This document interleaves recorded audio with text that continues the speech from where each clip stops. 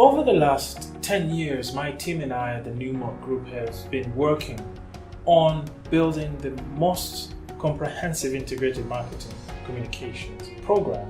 One of the things we have noticed is that many professionals that are helping companies to come up with communications campaigns tend to ask the question, who is your audience, or who are the members of the audience that you're trying to reach?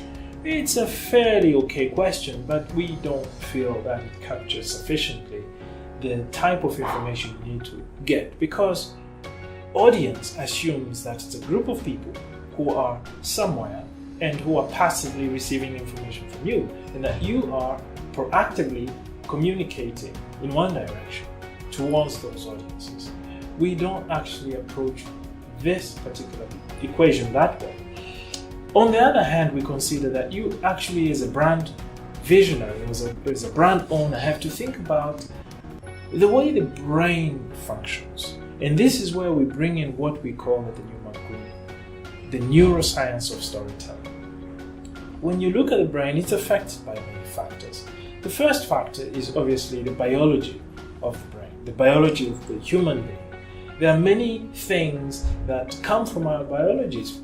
Let's suppose someone is hungry. They will receive information differently compared to someone who is on a full stomach, and so forth, and the list goes on. And those are some of the metrics we have to look into. The second thing is society. The societies we live in impose on us different types of parameters by which we have to live. Values, history, all these things shape how we actually look at brands, how we actually look at others in the society, and also how we look at companies that are operating in the society. That's why you can sell something successfully in Japan and you come to Africa and you just find that from a social perspective, it might not be something that fits into that context where you've brought it, even though it was successful elsewhere. The other parameter that you have to look at is very interesting, which is our own behaviors as human beings. You'll be surprised by how much the things we do and our own actions actually affect how we see ourselves, and also they can be a factor in the lens through which we see brands and other people in society. So, for instance, a criminal might have a conscience issue, and they might consider themselves in a certain way because of their actions, and that might lead them to do something because of that.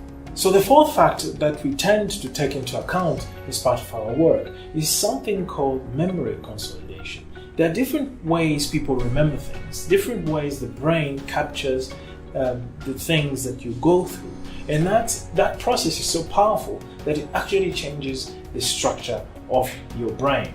So we want to understand exactly what this process is about. And it's when you look at these factors in a very sophisticated way using the specific tools that we have that you can be able to now say, okay, this is the person that I'm actually going to be engaging with, and these are the things that I want to engage with them on. And not only that, you can start deciding the kind of conversation you want to have with these people. And in Africa, it's all the more important because storytelling on this continent is probably one of the most fundamental things about how we define ourselves. I grew up hearing very interesting stories about different animals representing different types of values in society.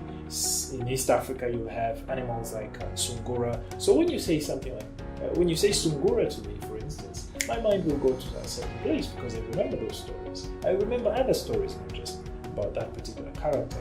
So it means that to understand me, it would be interesting to also understand not just what you want me to do for you in terms of the reaction you want from me or the type of compliance you want from me, but most importantly, who I am.